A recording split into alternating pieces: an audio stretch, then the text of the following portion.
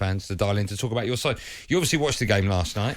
Well, not all of it from start to finish, I must admit. But Everton, overall, it's been a great start. They had a great start last season, you know. I mean, they're a good side. We talk about this many times about Everton. Their starting 11's pretty strong.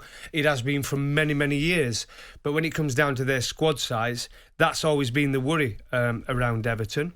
But one thing, I looked at the bench last night for them. They've got a lot of players that have come through, or they've got a lot of young players into the club who have been developed at Everton, so it's great for them. And the signings he's brought in without spending a lot of money, it's been great. We expected it last year, something special to happen. It didn't. So is it just that almost that year delay for Everton? They've got good players. There's no doubting about it. Calvert-Lewin last night as well, injured. But Richarlison playing more central. I like to see that. And they've got Townsend and they've got Demarai Gray, who so far this season has been on fire. Yeah, well, him and Andros Townsend together, I know together sounds a bit silly, but they both came in for 1.7 million. Obviously, Andros was a freebie. It is when incredible. You think about it, yeah. I was doing the show last night, and of course, the big thing from Everton fans was that they started with 5 at the back. Godfrey went off, and Gomez came on, and that's when I think their shape totally changed. That's when they look a completely different outfit, and they play. It really was. It's such a cliche, I know, Goughie, but it really was for Everton a game of two halves, because first half was appalling, and the second half they really did turn things around. The problem you've got, we'll ask the question about can Everton get top 4, or is it more realistic to get top 6? The problem Everton have got is that there are 4 teams that are much better than everyone else, and they're the obvious 4, the 2 Manchester, Liverpool, Chelsea. Let's go back to last year, though, right? And it was, at times last year, I remember Everton fans, we had Everton fans coming on here last year telling us, but this year we're going to finish top 4. Yes. Absolutely. We've got Ancelotti now with different gravy. We've got some good players, and we're going to be right up there. There's no stopping us. Throughout the season, the mood tended to change, but they were still in with a shout. We're not long to go to the season, were they? And then they just fell off again, right when they shouldn't have.